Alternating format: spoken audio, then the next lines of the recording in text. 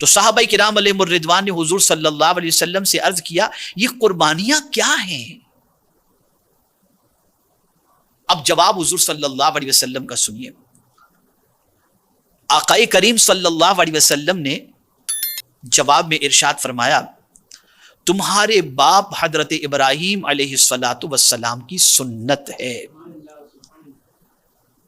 تو چونکہ صحابہ کرام علیہم الرضوان ہر عمل کے بارے میں یہ فکر رکھتے تھے کہ جو بھی کام کیا جائے اس کے ثواب کے بارے میں تو جانیں، اس کی غرض و غایت تو جانیں، فائدے کے بارے میں تو جانیں، تاکہ مزید دل جمعی کے ساتھ ثواب کی زیادتی پر اس عمل کو کرنے کی کوشش کریں. تو پھر صحابہ کرام علیہم الرضوان نے عرض کیا یا رسول اللہ صلی اللہ علیہ وسلم ہمارے لیے اس میں کیا ہے؟ یعنی یہ قربانی کرنے میں ہمارا فائدہ کیا ہے؟ کیا ہے ہمارے لیے؟ تو پیغمبر رحمت صلی اللہ علیہ وسلم نے فرمایا ہر بال کے برابر نیکی ہے. صحابہ نے عرض کیا یا رسول اللہ صلی اللہ علیہ وسلم بھیڑ کے بال؟ تو میرے آقا صلی اللہ علیہ وسلم نے فرمایا بھیڑ کے بال کے ہر سود کے برابر نیکی ہے. اب یہاں میں آپ کو تھوڑا سا سمجھاتا ہوا چلوں. کوشچن دیکھیے صحابہ کا. یہ صحابہ نے سوال نہیں پوچھا کہ قربانی کیا ہے، یہ سوال پوچھا قربانیاں کیا ہیں. تو رسول اعظم صلی اللہ علیہ وسلم نے ارشاد فرمایا کہ سنت ابیکم ابراہیم علیہ السلام، یہ تمہارے باپ حضرت ابراہیم علیہ السلام کی سنت ہے. اس لیے کہ حضرت ابراہیم علیہ السلام کی ذات بابرکت کا اگر ان کی حیات طیبہ کا اگر مطالعہ کیا جائے تو ان کی پوری زندگی قربانی سے بھری ہوئی ہے. کوئی ایسی قربانی نہیں جو حضرت ابراہیم علیہ السلام نے نہ دی ہو. وطن کی قربانی، جان کی قربانی، مال کی قربانی، اولاد کی قربانی، خواہش کی قربانی، ارمانوں کی قربانی، ہر قسم کی قربانی حضرت ابراہیم علی نبینا علیہ السلام نے اللہ کی بارگاہ میں پیش کی. میرے پیارے آقا صلی اللہ تعالی علیہ وسلم کے پیارے دیوانوں، اور حضرت ابراہیم علیہ السلام کی سب سے عظیم قربانی جس کو پروردگار جل جلالہ نے بطور یادگار ہمیشہ کے لیے اس امت کے اوپر صاحب استطاعت پر واجب فرما دی گئی، جانتے ہیں وہ قربانی کون سی ہے؟ یہی جو جانور کو ذبح کیا جاتا ہے. اب پیغمبر رحمت صلی اللہ تعالی علیہ وسلم نے اس کی فضیلت کتنی بیان فرمائی ہے اور اس کے بارے میں کتنا لوگوں کو ابھارا ہے. لیکن بڑی معذرت کے ساتھ میں عرض کرتا ہوں کہ فلسفہ قربانی کو تھوڑا سا سمجھنے کی بجائے مسلمانوں کی پوزیشن یہ ہے کہ یہ تو آج تک کہا جاتا رہا رہ گئی رسم اذان روح بلالی نہ رہی. تو یہ صرف اذان کی بات نہیں ہے کہ اذان کے اندر ہی روح بلالی نہیں موجود، بلکہ ہر عمل کی روح نکل چکی ہے. قربانی کی بھی روح نکل گئی، نماز کی روح نکل گئی. ہم نے سمجھا ہی نہیں کہ روح نماز کیا ہے، ہم نے سمجھا ہی نہیں کہ روح قربانی کیا ہے، ہم نے سمجھا ہی نہیں روح روزہ کیا ہے، ہم نے سمجھا ہی نہیں کہ روح حج کیا ہے. ہماری رسائی روح تک ہے ہی نہیں. ہم بالکل مادی فکر کے قائل بن کر کے صرف جسم کو پالنے میں لگے ہیں اور جسم کی خواہش کی تکمیل کے اندر لگے ہوئے ہیں. اسی لیے ہم قربانی جب کرتے ہیں تو ہمیں فکر یہی ہوتی ہے کہ کون سے حصے کا گوشت کس طریقے سے کھایا جائے، کہاں کیا دیا جائے، کہاں کیا، یہی فکر ستاتی رہتی ہے اور اسی کی طرف ہماری توجہ رہتی ہے. چونکہ ہم نے فلسفہ قربانی کو سمجھنے کی کوشش نہیں کی. ہم نے اپنی توجہ کو پیغمبر رحمت صلی اللہ علیہ وسلم اور حضرت ابراہیم علیہ السلام کی فکر کی طرف مبذول کرنے کی کوشش نہیں کی. اس لیے شکم سیری کے شوق نے اور لذت کام و دہن نے ہمیں اسی طرف رکھا کہ ہم بس اسی کی فکر رکھتے ہیں. کلیجی کھائیں گے اور گردہ کھائیں گے اور بکرا کھائیں گے اور یہ کھائیں گے، اس کا سموسہ بنائیں گے اور اس کے کباب بنائیں گے، بس یہی فکر رہ گئی، اس کے علاوہ نتھنگ.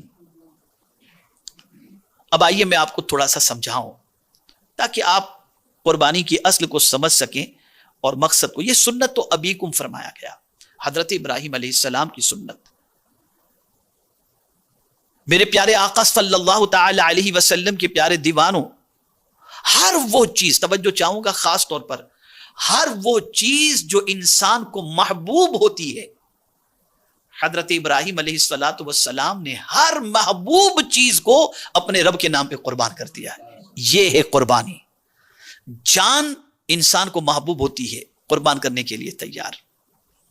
مال انسان کو محبوب ہوتا ہے، قربان کرنے کے لیے تیار. بیوی انسان کو محبوب ہوتی ہے، بے آب و گیا وادی کے اندر چھوڑنے کے لیے تیار. بیٹا باپ کو پیارا ہوتا ہے، اسے راہ خدا میں قربان کرنے کے لیے تیار. اور دنیا کو یہ درس دے دیا، اے دنیا کے ماننے والو، میرے کریم نے اگر مجھے تاج خلیلی عطا فرمایا ہے تو میرے مولا کی توفیق سے میں اس سے اتنی محبت کرتا ہوں کہ ہر محبوب چیز کو اس کے نام پر قربان کرنے کے لیے تیار ہوں. تو میرے مولا نے یہ جو جذبہ صادقہ مجھے عطا فرمایا ہے، اس کی وجہ سے میرے کریم نے مجھے تاج خلیلی عطا فرما دیا. ہمارا حال یہ ہے کہ ہم دعوی محبت الہی تو کرتے ہیں، جان قربان کرنا تو بہت دور کی بات، مال قربان کرنا تو بہت دور کی بات، وطن قربان کرنا تو بہت دور کی بات، ہم اپنی خواہش بھی قربان کرنے کے لیے تیار نہیں. اور ہم دعویٰ کرتے ہیں محبت الہی کا.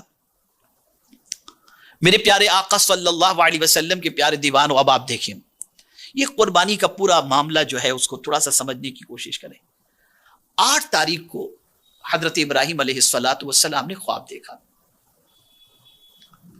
کیا خواب دیکھا؟ کہ کوئی کہنے والا کہہ رہا ہے کہ اپنے بیٹے کو اللہ کے نام پہ ذبح کرو. تو حضرت ابراہیم علیہ السلام سوچ میں پڑ گئے. اسی لیے 8ویں تاریخ کو 8 ذی الحجہ کو یوم ترویہ کہتے ہیں، سوچ کا دن. حضرت ابراہیم علیہ السلام 8 تاریخ کو سوچ میں پڑ گئے کہ یہ خواب میں اللہ کی طرف سے حکم ہے، واقعی میرے کریم نے یہ حکم فرمایا ہے. یہ سوچ رہے تھے، تو سوچ میں ایک دن گزر گیا. دوسرے دن پھر خواب آیا اور وہی حکم. تو آپ پہچان گئے کہ یہ رب کا ہی حکم ہے. اسی لیے اس دن کو یوم عرفہ کہتے ہیں، پہچاننے کا دن. پھر 10 تاریخ کو جب آپ نے خواب دیکھا تو پھر آپ نے عزم مصمم کر لیا کہ اب اپنے بیٹے کو اللہ کے نام پر ذبح کرنا ہے. اسی لیے اسے یوم النحر کہتے ہیں، قربانی کا دن کہتے ہیں. اسی لیے قربانی کا دن کہتے ہیں.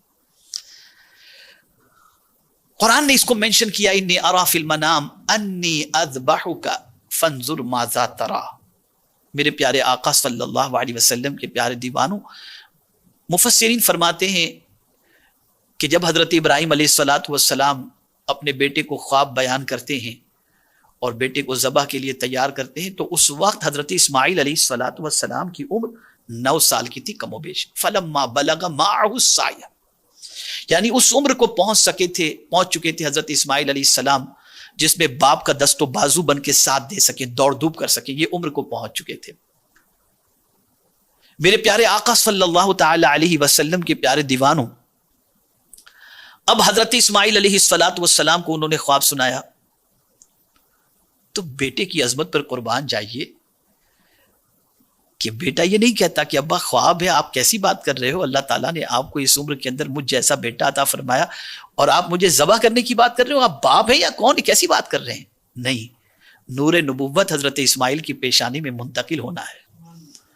اس لیے حضرت اسماعیل علیہ السلام کو پروردگار جل جلالہ نے وہ مقام و مرتبہ عطا فرمایا تھا کہ حضرت اسماعیل علیہ السلام اپنے والد سے کسی قسم کے احتجاج کی بجائے، شکوے کی بجائے، شکایت کی بجائے جو کچھ انہوں نے کہا، قرآن کہتا ہے کہ حضرت اسماعیل علیہ السلام نے عرض کیا، قال یا ابت فعل ما تؤمر ستجدنی انشاء اللہ من الصابرین. اب یہاں انداز دیکھیے، باپ تو خواب کی بات کر رہے ہیں کہ میں نے خواب میں دیکھا، اور حضرت اسماعیل علیہ السلام اللہ کے خلیل کو عرض کر رہے ہیں، یا ابتی فعل ما تؤمر، اے ابا جو حکم آپ کو دیا گیا. گویا نبی بھی جانتے، حضرت اسماعیل بچپن میں جانتے ہیں کہ خلیل کا خواب، نبی کا خواب، خواب نہیں ہوتا، حکم خداوندی ہوا کرتا ہے. اس لیے عرض کیا کہ ما تؤمر، جس کا آپ کو حکم دیا گیا ابا وہ کر گزریے، مجھے شکوہ کرنے والا نہیں. اللہ نے اگر چاہا تو آپ مجھے صبر کرنے والا پائیں گے. اب یہاں میں آج دلائل الخیرات شریف پڑھ رہا تھا، تو اسی میں دلائل الخیرات شریف کے آج کے جو ہے وہ دن کے اختتام پر میں نے ایک بزرگ کا قول پڑھا. بڑی پیاری بات اس میں موجود تھی. اس میں ایک بزرگ کا قول یہ تھا, کسی نے ان سے پوچھا, غالباً حضرت سدری سختی رحمت اللہ تعالی علیہ سے کسی نے سوال پوچھا کہ حضرت صبر جمیل کیا ہے, صبر جمیل کیا ہے؟ تو حضرت سدری سختی رحمت اللہ تعالی علیہ نے جواب میں ارشاد فرمایا کہ اپنی زبان کو شکایت سے روک دینا, شکوے سے روک دینا, یہ در حقیقت صبر جمیل ہے. کوئی شکایت نہیں, کوئی پوچھے کیسے ہو, الحمدللہ, چاہے 1000 تکلیف ہو لیکن زبان پر الحمدللہ ہو. تو چونکہ اولیاء کرام علیہم الرضوان قرآن سے سبق لیتے ہیں, تو اتنی بڑی بات کہ ذبح کرنے کی بات ہے, تب بھی حضرت اسماعیل علیہ السلام اپنے والد سے عرض کرتے, ستجدنی انشاءاللہ, اگر آپ ضرور مجھے پائیں گے, ان قریب مجھے پائیں گے, اگر اللہ نے چاہا تو کیسا پائیں گے؟ صبر کرنے والا. اللہ اکبر. یہاں سے یہ بات سمجھ میں آئی کہ اپنی اولاد کو انبیاء کرام علیہم السلام صبر کی تعلیم دیتے تھے. یہی وجہ ہے کہ مصائب کے پہاڑ ٹوٹتے ہوں تب بھی انبیاء کرام علیہم السلام کی اولاد کی زبان پر صبر ہی رہتا اور زندگی میں صبر چھلکتا دکھائی دیتا, شکایت اور شکوہ نظر نہیں آتا تھا. تو آپ نے فرمایا اب یہ کیا چیز تھی؟ میرے پیارے آقا صلی اللہ تعالی علیہ وسلم کے پیارے دیوانوں, اسے سمجھنے کی تھوڑی سی ضرورت ہے. ہوتا یہ ہے کہ آدمی اس کو سمجھتا نہیں ہے. میرے پیارے آقا صلی اللہ علیہ وسلم کے پیارے دیوانوں, اب جب انہوں نے یہ کہہ دیا تو اب باپ بیٹے دونوں تیار.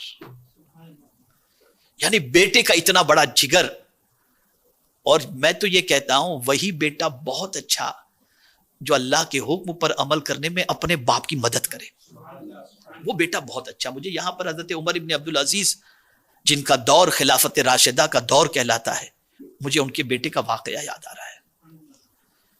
حضرت عمر ابن عبدالعزیز علیہ الرحمت والرضوان جب خلافت کے منصب پر فائز ہوئے تو بہت ساروں کا پہلے سے ٹیکس وصول کی ہوئی رقم موجود تھی. تو آپ نے سوچا کہ یہ رقم جن کی ہے ان کو لوٹا دی جائے. تو آپ نے اپنے بیٹے سے, چونکہ بہت عابد و زاہد تھے ان کے صاحبزادے حضرت عمر ابن عبدالعزیز رضی اللہ تعالیٰ عنہ, بہت عابد و زاہد تھے اور بہت چھوٹی سی عمر میں انتقال بھی کر گئے, غالباً 18 سال کی عمر میں انتقال کر گئے. تو حضرت عمر ابن عبدالعزیز نے اپنی مجلس مشاورت کے سامنے یہ بات رکھی, بیٹا بھی بیٹھا ہوا تھا, کہ میں سوچتا ہوں جن کا مال ہے ان کو جو ہے عصر کے بعد سب کا مال سب کو لوٹا دیا جائے. اور یہ بات انہوں نے فرمائی ظہر سے پہلے, تاکہ ظہر کے بعد قیلولہ کر لیں اور عصر کے بعد تقسیم کر دیں. بیٹے نے جب یہ سنا کہ ابا یہ فرما رہے ہیں کہ عصر کے بعد مال تقسیم کر دیں گے اور ظہر کے بعد ابا قیلولہ فرمائیں گے, تو فوراً بیٹے نے ٹوکا اپنے باپ کو. ادباً عرض کرتے ہیں اپنے ابا سے, حضور کیا آپ یہ ضمانت دے سکتے ہیں کہ عصر تک زندہ رہیں گے؟ بس اتنا سننا تھا. حضرت عمر ابن عبدالعزیز رضی اللہ تعالیٰ عنہ نے فرمایا, اللہ تیرے جیسا بیٹا سب کو عطا فرمائے. اور پھر آپ نے اعلان فرما دیا, لوگ آئے اور رقم لے کر کے چلے گئے. تو یہ تربیت تھی, اور وہ بہت اچھا بیٹا ہے جو اپنے باپ کو دین کے سلسلے میں مدد کرتا ہے, تعاون کرتا ہے. تو اب جب انہوں نے اپنی خواہش کا اظہار کر دیا کہ آپ مجھے صبر کرنے والا پائیں گے, لیکن قربان جائیے ہر نیکی قدرت کی طرف سے, کبھی اپنا کمال نہ سمجھیں. حضرت اسماعیل علیہ السلام اتنا بھی کہہ سکتے تھے, ستجدنی من الصابرین, ان قریب آپ مجھے صبر کرنے والا پائیں گے, صابروں میں سے پائیں گے. لیکن انشاءاللہ کہہ کر کے انہوں نے کہہ دیا کہ دیکھو ہم اگر کچھ چاہیں تو نہیں کر سکتے, لیکن اگر اللہ چاہے تو سب کچھ ہو سکتا ہے. اور جتنی بھی نیکیوں کی توفیق ہے اس میں اپنا کوئی کمال نہیں, وہ سب من جانب اللہ ہے. ما اصابک من حسنۃ فمن اللہ وما اصابک من سیئۃ فمن نفسک. تو حضرت اسماعیل علیہ السلام نے اس طریقے سے اظہار کر دیا کہ ابا جان اگر اللہ نے چاہا تو انشاءاللہ آپ مجھے صابرین میں سے پائیں گے اور شکوہ شکایت کرنے والا نہیں پائیں گے. پھر کیا ہوا؟ فلما اسلما وتلہ للجبین. تو اب حضرت ابراہیم اور حضرت اسماعیل علیہ السلام تیار ہو گئے اور اللہ کے حکم کے سامنے دونوں نے اپنی گردن جھکا دی. اب باپ نے بیٹے کو ماتھے کے بل لٹایا. اب آپ سوچیں کیا قدرت, فرشتوں کے درمیان یہ منظر دکھا کر کے حضرت ابراہیم علیہ السلام پر فخر فرما رہا ہوگا, فرشتوں سے فرما رہا ہوگا, فرشتوں دیکھو یہ میرا خلیل ہے, خلیل جس کو میں اپنے بیٹے کو ذبح کرنے کا حکم دے رہا ہوں تو وہ اپنے بیٹے کو ذبح کرنے کے لیے اس طریقے سے تیار ہے کہ اپنے بیٹے کی گردن کو اس نے جھکا دی ہے اور ماتھے کے بل اپنے بچے کو لٹا دیا. میرے پیارے آقا صلی اللہ علیہ وسلم کے پیارے دیوانوں، صاحب مظہری نے اس واقعے کے حوالے سے لکھا ہے کہ یہ واقعہ مینا میں صخرہ کے پاس ہوا جب ابراہیم علیہ السلام نے حضرت اسماعیل علیہ السلام کو لٹا دیا. اب جب حضرت اسماعیل علیہ السلام کو لٹا دیا تو حضرت اسماعیل علیہ السلام نے کیا عرض کیا؟ صاحب تفسیر مظہری نے، قاضی ثناء اللہ پانی پتی رحمۃ اللہ تعالی علیہ نے فلما اسلم وتلہ للجبین، اس کی تفسیر کے اندر لکھا ہے کہ حضرت اسماعیل علیہ السلام نے اپنے ابا سے عرض کیا، ابا آنکھ پہ پٹی باندھ لینا، مجھے کس کے باندھ دو رسی سے. آپ ذرا سوچو تو صحیح، کتنا فرما بردار بیٹا اور رب کے نام پر قربان ہونے کے لیے کتنا جو ہے جذبہ ایثار کے جذبے کے ساتھ اس بیٹے کی عظمت پر قربان جائیے جو صبر کا پیکر بن کر اپنی جان بارگاہ سمدیت میں پیش کرنے کے لیے تیار ہے، اور کہہ رہا ہے کہ اپنی آنکھوں پہ پٹی باندھ لینا، اور کہہ رہا ہے اپنے باپ کو کہ رسی سے میرے ہاتھ پیر کو باندھ دینا. آپ ذرا سوچو، اللہ اکبر. میرے پیارے آقا صلی اللہ علیہ وسلم کے پیارے دیوانوں، حضرت ابراہیم علیہ السلام بھی تیار. اب جب حضرت ابراہیم علیہ الصلاۃ والتسلیم اپنے لخت جگر کی گردن پر چھری چلاتے ہیں تو آپ اندازہ لگائیے ایک قدرت کا کرشمہ ظاہر ہوتا ہے اور ایک فکر ہمیں دی جاتی ہے کہ یقیناً چھری کا کام کاٹنا ضرور ہے، لیکن چھری اسی وقت مؤثر ہوتی ہے اور کاٹنے کی قوت اپنے اندر رکھتی ہے جب اللہ اسے حکم دے، ورنہ کاٹنے کی طاقت کے باوجود اگر اللہ نہ چاہے تو چھری کاٹ نہیں سکتی. ایسے ہی آگ کا کام جلانا ہے، لیکن مولا اگر نہ چاہے تو آگ بھی باغ کے اندر تبدیل ہو جائے، اس لیے کہ یہ سب کچھ اللہ کے دست قدرت میں ہے، اور مولا جس کے لیے جو حکم فرما دے تاثیر بھی بدل جاتی ہے، اور پروردگار جل جلالہ جو ہے جو حکم فرماتا ہے اس کے وہ تابع ہیں. اب جب یہ سارا معاملہ ہوا تو حضرت ابراہیم علیہ السلام نے دیکھا آواز آ رہی ہے، اور اوپر سے پھر ایک مینڈھا لے کر کے حضرت جبریل امین علیہ الصلاۃ والتسلیم تشریف لائے، اور حضرت اسماعیل علیہ السلام کی جگہ پر اس دمبے کو لٹا دیا گیا اور اس کے بعد اسے ذبح کر دیا گیا. اب قدرت نے جو کہا اور ارشاد فرمایا اس سے سمجھیں. اللہ ارشاد فرماتا ہے وَنَادَيْنَاهُ أَن يَا إِبْرَاهِيمُ، اور ہم نے اسے ندا فرمائی کہ اے ابراہیم قد صدقت الرؤیا، بے شک تو نے خواب سچ کر دکھایا، انا کذالک نجزی المحسنین، ہم ایسا ہی صلہ دیتے ہیں نیکوں کو. بہت سمجھنے کی بات ہے. یہ ایک تقدیر کے مسئلے پر اور فیصلے الہی پر راضی رہنے کے مسئلے کو یہ آیہ کریمہ اجاگر کر رہی ہے، اور یہ حضرت ابراہیم علیہ السلام کے واقعے سے یہ بات ہمیں سمجھ میں آ رہی ہے. حضرت ابراہیم علیہ السلام کو خواب میں حکم دیا گیا تو اس وقت تقدیر پر جو ایمان تھا حضرت ابراہیم علیہ السلام کا، اور قضاء الہی پر راضی رہنے کا جو جذبہ تھا، اسی جذبے کے تحت ایک شکایت بھی اپنے رب سے نہیں کہ مولا تو نے بڑھاپے میں مجھے بیٹا دیا اور اب اس کو ذبح کرنے کا حکم دیتا ہے. نہیں، فیصلے الہی پر راضی. بہت اہم بات کرنے جا رہا ہوں، فیصلے الہی پر راضی. پھر پروردگار جل جلالہ کی راہ کے اندر وہ ذبح کرنے کے لیے تیار بھی ہو گئے، حکم آیا اور اس پر تیار ہیں، اور یہ بھی اللہ کی رضا پر راضی رہتے ہوئے یہ عمل کر رہے ہیں. تو مولا نے بتا دیا میرے فیصلے پر راضی رہنے والے بندے میں کبھی تجھے محروم نہیں کر سکتا. یہ قرآن نے جو کہا انا کذالک نجزی المحسنین، تو جو مجھ سے راضی رہتا ہے میں اس کی خوشی کو پوری کر دیا کرتا ہوں، میں اس کی رضا کو پوری کر دیا کرتا ہوں. جو بندہ میری رضا کا خیال کرے میں اس کی رضا کو پوری کر دیا کرتا ہوں. تجھے بیٹے کی تمنا تھی، دعا تو نے کی تھی، اور پھر میں نے حکم دیا تو تیری دعائیں پوری کرنے کے بعد تجھے بیٹا بھی دیا، اور تجھے حکم دیا بیٹے کو ذبح کرنے کے لیے، تو تو بیٹا ذبح کرنے کے لیے میری خوشی کے لیے تیار ہو گیا. تو اب میرے بندے ابراہیم میں بھی تیری خوشی کو فوقیت دیتا ہوں، اور اس جگہ پر میں دمبا بھیج کر تیری قربانی کو قبول کر کے تیرے اس بیٹے کو اس عمر تک پہنچاؤں گا جس عمر تک تیرا بیٹا پہنچنے کے بعد میرا آخری نبی تیرے بیٹے کی پشت سے ظاہر ہوگا اور اس کی نسل کے اندر ہوگا. تو یہاں یہ بات جو سمجھ میں آ رہی ہے کہ فیصلے الہی پر، یعنی فیصلے الہی سے مراد یہ، اس کو آپ سمجھیں تھوڑا سا، کہ اللہ عز و جل نے بہت ساری چیزوں کا ہمیں حکم دیا جو نفس پر ہمیں گرا گزرتا ہے، اور ہم یہ سمجھتے ہیں کہ اس پر ہم عمل کریں گے تو یار ایسا ہوگا ویسا ہوگا، لیکن ہم یہ سوچ لیں کہ نہیں، مولا کا حکم ہے نا، اسی کا فیصلہ ہے نا، ہم اس پر راضی ہیں۔ تو اب اگر ہم اس پر راضی رہتے ہیں تو پھر یہی آیت ہمیں تسلی دیتی ہے، اِنَّا كَذَلِكَ نَجْزِي الْمُحْسِنِينَ، پھر یہ تسلی دیتی ہے۔ تو میرے پیارے آقا صلی اللہ تعالی علیہ وسلم کے پیارے دیوانوں، حضرت ابراہیم علیہ الصلوۃ والتسلیم نے اس طریقے سے اپنے بیٹے کی قربانی کے لیے آمادگی فرمائی، اور اللہ کی بارگاہ کے اندر انہوں نے یہ نذرانہ پیش کیا۔ اب یہ کیا چیز تھی؟ تو اس کو قرآن نے اجاگر کیا، ان ھذا لہو البلاء المبین، بے شک یہ روشن جانچ تھی، روشن فرمایا گیا، بے شک یہ روشن جانچ تھی، یعنی دنیا کو دکھانا تھا کہ جسے میں نے خلیل بنایا ہے، ذرا اس کو امتحان کی وادیوں سے گزار رہا ہوں، ذرا دیکھو کیا اس کے جیسی بڑی قربانی بھی کوئی دینے والا ہے؟ یہ میری روشن جانچ ہے تاکہ دنیا کے سامنے میرے خلیل کی عظمت اجاگر ہو جائے۔ اسی لیے قرآن نے مبین فرما کر روشن جانچ بتایا۔ اور پروردگار جل جلالہ کی بارگاہ میں ہم ہمیشہ عرض کرتے ہیں، ایاک نعبد و ایاک نستعین، ہم تیری ہی عبادت کرتے ہیں، تجھی سے مدد مانگتے ہیں۔ یہ دعویٰ محض دعویٰ نہیں، اللہ کی بارگاہ میں حضرت ابراہیم علیہ السلام نے پروف کر دیا کہ مولا ہم تیری ہی عبادت کرتے ہیں اور تجھی سے مدد مانگتے ہیں، یعنی تو نے ہماری جانچ کا یہ اہتمام کیا ہے، ہم تیری جانچ میں انشاءاللہ العظیم پورے اتریں گے۔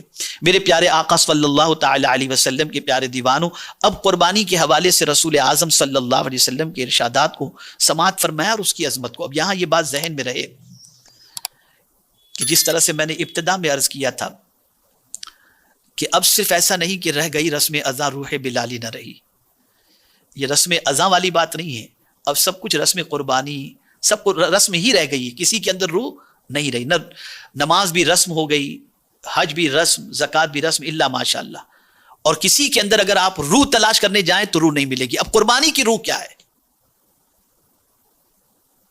اور ذرا اس روح کو ہم اپنی زندگی میں قربانی کے وقت تلاش کریں تو قرآن نے اس کو مینشن کیا، لن ینال اللہ لحومها ولا دماؤها ولکن ینالہ التقوی منکم۔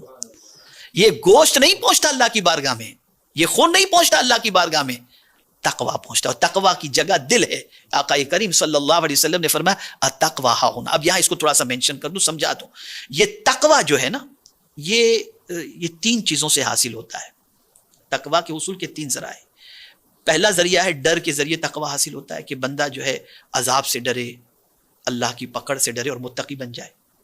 اس کو آپ ڈرائیے کہ اللہ عز و جل تم یہ گناہ کا کام کرو گے تو اللہ تمہیں عذاب میں گرفتار فرما دے گا، جتنے بھی اس کے عذاب ہے اس کا تذکرہ کیجئے، تو اس کے اندر تقوی کسی حد تک پیدا ہوگا۔ یہ کسی حد تک تقوی کے ایک درجے کے اندر ہے، لیکن اعلیٰ درجے پر یہ تقوی نہیں ہے۔ دوسرا تقوی ہے امید پر، کہ بندہ اللہ عز و جل سے امید رکھے کہ میں اللہ سے ڈروں گا تو پروردگار جل جلالہ جو ہے مجھے جنت عطا فرمائے گا، مجھے نعمتیں عطا فرمائے گا۔ یہ بھی آدمی اس وجہ سے بھی اللہ سے ڈرتا ہے کہ میں ڈروں گا تو اللہ تعالیٰ مجھے جنت عطا فرمائے گا، تو امید پر بھی، تو تقوی کا دوسرا درجہ امید۔ اب تیسرا جو درجہ، یہ سب سے اعلیٰ درجہ ہے، اور وہ درجہ ہے محبت، کہ بندہ اللہ سے صرف اس لیے ڈرتا ہے کہ میں اپنے رب سے محبت کرتا ہوں، وہ مجھ سے ناراض نہ ہو جائے۔ یہ اعلیٰ درجے کا تقوی، کہ میں اپنے رب سے محبت کرتا ہوں، میرا رب مجھ سے محبت کرتا ہے تو کہیں وہ ناراض نہ ہو جائے، اس وجہ سے وہ اللہ سے ڈرتا ہے۔ یہ اعلیٰ درجے کا تقوی ہے۔ اور میرے پیارے آقا صلی اللہ علیہ وسلم کے پیارے دیوانوں، حضرت خلیل نے یہی واضح کیا کہ میں یہ جو قربانی دے رہا ہوں، یہ میرے رب کی محبت میں دے رہا ہوں، کہ میں اپنے رب سے اتنی محبت کرتا ہوں کہ جان مانگے تو جان دے دوں، مال مانگے تو مال دے دوں، اولاد مانگے تو اولاد دے دوں، بس میرا مولا مجھ سے راضی رہے اور میرے مولا کے حکم پر میں عمل پیرا ہو جاؤں۔ اب اسی لیے قرآن کا لن ینال اللہ لحوم، ہرگز، تاکید کے ساتھ، تاکید، لن تاکید کے لیے آیا کہ گوشت نہیں پہنچتا، تقوی پہنچتا، یعنی تم نے قربانی کس لیے کی ہے؟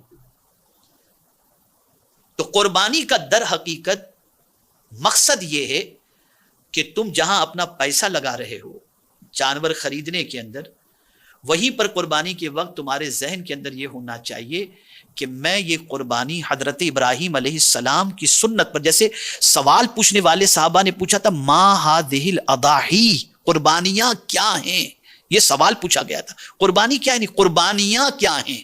تو حضرت ابراہیم علیہ السلام کی سنت رسول اعظم صلی اللہ علیہ وسلم نے بتایا، ارشاد فرمایا سنت ابیکم ابراہیم علیہ السلام. یہاں سے یہ بات سمجھ میں آئی کہ یہ تقوی یہ ہے کہ تم نفس کی قربانی کے لیے ایک جانور قربان کر رہے ہو، کہ نفس تمہارا جو ہے وہ پیسے کے اندر اٹکا ہوا ہے، لیکن تم اس لیے قربانی کر رہے ہو کہ مجھے پیسہ پیارا نہیں ہے، حضرت ابراہیم کی سنت پیاری ہے.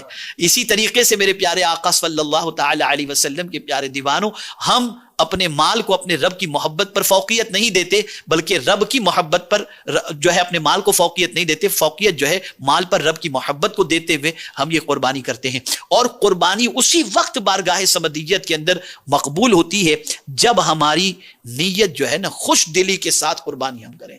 یار یہ قربانی کا یار 25,000 چلا جائے گا، یہ 10,000، ایسی قربانی قبول نہیں ہوتی. میں آپ کو بتاؤں، حضرت امام حسن ابن علی رضی اللہ تعالی عنہما سے روایت ہے کہ رسول اعظم صلی اللہ علیہ وسلم نے فرمایا، جس نے خوش دلی سے طالب ثواب ہو کر قربانی کی وہ جہنم کی آگ سے حجاب ہو جائے گی. جہنم کی آگ سے حجاب. خوش دلی شرط ہے، اور یہی خوش دلی در حقیقت تقوی ہے. خوش دلی شرط ہے. اسی کے ساتھ میرے پیارے آقا صلی اللہ تعالی علیہ وسلم کے پیارے دیوانوں، رسول اعظم صلی اللہ تعالی علیہ وسلم نے ارشاد فرمایا، جو روپیہ عید کے دن قربانی میں خرچ کیا گیا اس سے زیادہ کوئی روپیہ پیارا نہیں. یعنی اگر کسی نے جانور کی قربانی کے لیے جو روپیہ خرچ کیا تو اس دن اس پیسے سے زیادہ اللہ کو کوئی چیز پیاری نہیں ہے. میرے پیارے آقا صلی اللہ تعالی علیہ وسلم کے پیارے دیوانوں، تو ہمیں چاہیے کہ ہم رسول اعظم صلی اللہ تعالی علیہ وسلم کی سنت سمجھ کر اور حضرت ابراہیم علیہ السلام کی سنت سمجھ کر قربانی کو خوش دلی کے ساتھ کریں، اور اس خوش دلی سے کرنے کے اندر اللہ عز و جل برکتیں بھی عطا فرماتا ہے. میں ابھی پرسوں میں نے جو ہے ایک واقعہ پڑھا، تو میں چاہتا ہوں کہ اس واقعے کو آپ سے شیئر کروں. بڑا اچھا ہے، حالانکہ مستند کسی کتاب کا حوالہ اس کے اندر نہیں تھا، بس واقعہ تھا. اور اس کو اگر سیاق و سباق اور قرآن کی روشنی میں دیکھا جائے تو ایسی کوئی بات نہیں ہے کہ اس کے اندر شک کیا جا سکے. اس لیے میں سوچ رہا ہوں کہ واقعہ آپ کے سامنے پیش کروں، تاکہ قربانی کے جانور کے اندر آپ جو پیسہ خرچ کرتے ہیں اس پیسے کے حوالے سے، یا راہ خدا میں جو آپ خرچ کرتے ہیں اس پیسے کے حوالے سے آپ کا یقین تھوڑا سا پختہ ہو جائے. حضرت موسیٰ علیہ السلام کے دور پاک میں ایک شخص تھا جس کو مشکل سے روز کی روزی مختصر ملا کرتی تھی، بہت مختصر. اس نے حضرت موسیٰ علیہ السلام سے گزارش کی کہ بہت کم مجھے ملا کرتا ہے، تو آپ اللہ کی بارگاہ میں دعا کریں کہ مولا مجھے کثیر روزی عطا فرمائے.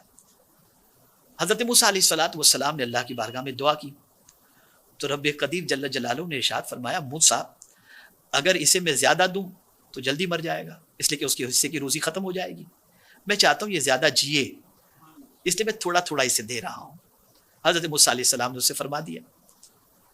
وہ شخص کہتا ہے اللہ سے دعا کریں کہ میری زندگی بھر کی ساری روزی جو ہے نا مجھے ایک ہی وقت میں عطا فرما دے. حضرت موسیٰ علیہ السلام اللہ کی بارگاہ میں دعا کی. حضرت موسیٰ علیہ السلام نے، مولا اس کے حصے کی ساری روزی جو ہے وہ ایک ہی دن میں چاہتا ہے تو عطا فرما دے. اللہ نے عطا فرما دی. بہت دولت اس کے پاس آ گئی. جیسے ہی دولت آئی تو اس نے اعلان کر دیا شہر کے اندر، جتنے بھی بھوکے ہوں آج میری طرف سے لنگر ہے، کھانا کھاؤ. اور لنگر اسے جاری کر دیا. اب شہر میں جتنے بھوکے تھے امٹ پڑے. اب اس کا پیسہ ہی کم نہیں ہو رہا ہے.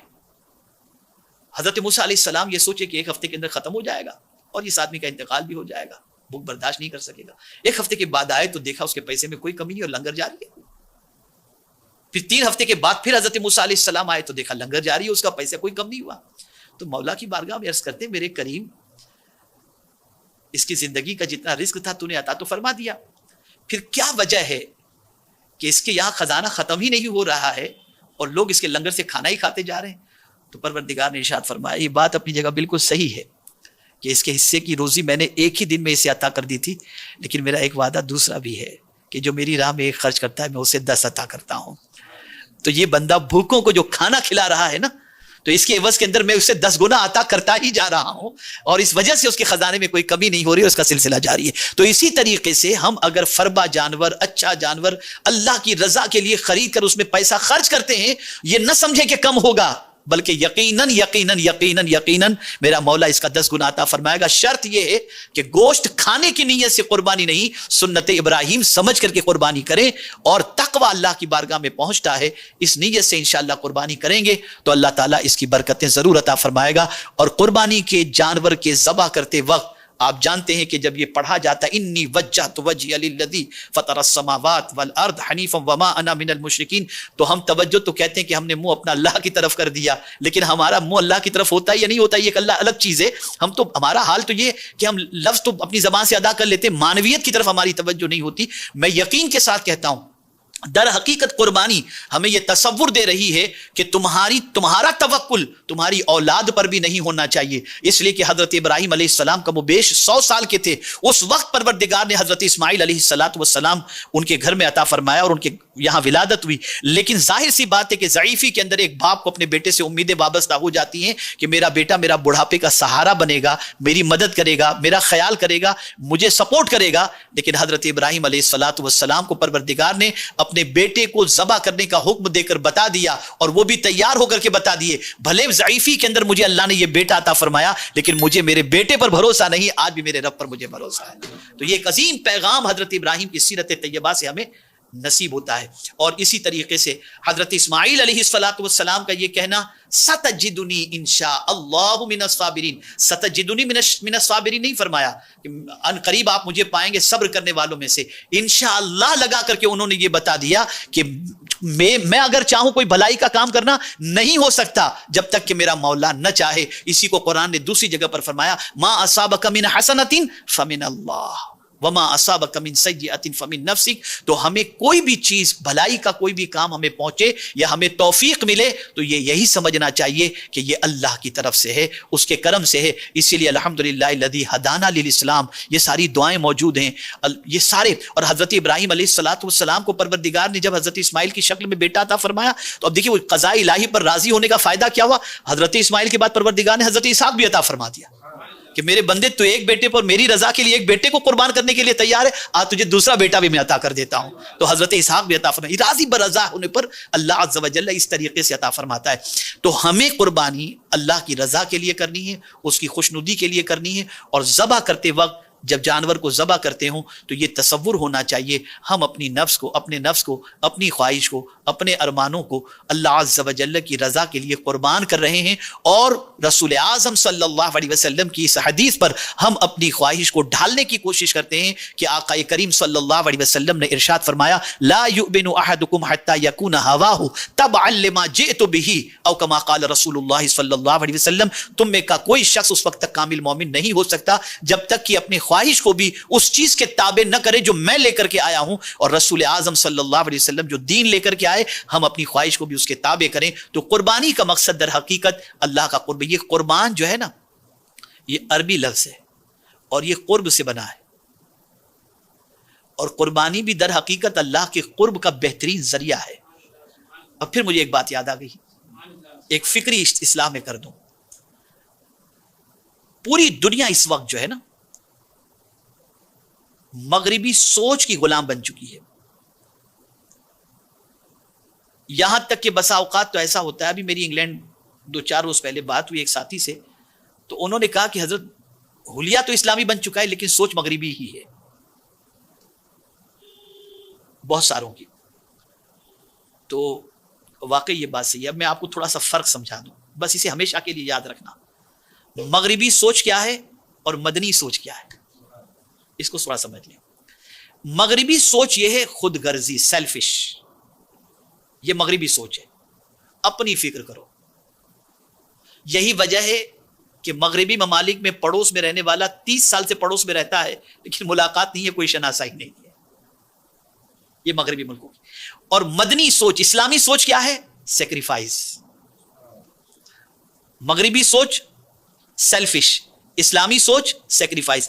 یہاں تک کہ رسول اعظم صلی اللہ علیہ وسلم نے فرمایا اپنے گھر میں جب تم سالن بناؤ تو شوربہ تھوڑا زیادہ کر دو اور پڑوسی کو جا کر کے دے دو. قربانی. تو اسلام ہمیں قربانی کا درس دیتا ہے، کہیں خواہش کی قربانی، نفس کی قربانی، ارمانوں کی قربانی، بہت ساری قربانیاں. اسلام قربانی ہی سے پھیلا ہے.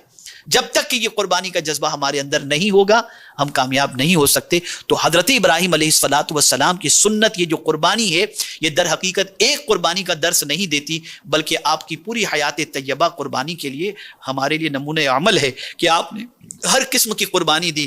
جان کی قربانی کے لیے تیار تھے، آپ نے وطن کی قربانی دی، بیوی کی قربانی دی، بچے کی قربانی دی، ہر قسم کی قربانی آپ کی زندگی سے وابستہ ہے. تو میرے پیارے آقا صلی اللہ علیہ وسلم کے پیارے دیوانوں، ہمیں چاہیے کہ اللہ کی راہ کے اندر جب جانور ذبح کریں تو ہماری نیت بھی یہی ہونی چاہیے کہ ہم بھی یہ جانور صرف ذبح نہیں کر رہے، بلکہ اللہ عز و جل اور اس کے رسول صلی اللہ علیہ وسلم کی خوشی کی خاطر ہر اس چیز کو قربان کرنے کے لیے تیار ہیں کہ جو گناہ ہیں اور اللہ عز و جل کو ناپسند ہیں اور ہماری خواہش کے اندر داخل ہیں. ہم آج سے وہی کام کرنے کی کوشش کریں گے جو اللہ کو بھی پسند اور اللہ کے رسول صلی اللہ علیہ وسلم کو بھی پسند. خوش دلی سے قربانی کریں. اللہ تعالیٰ حضرت ابراہیم علیہ السلام اور رسول گرامی وقار صلی اللہ علیہ وسلم کے صدقہ و طفیل اور ان کی قربانیوں کے صدقہ و طفیل سارے مومنین کی قربانی کو قبول فرمائے.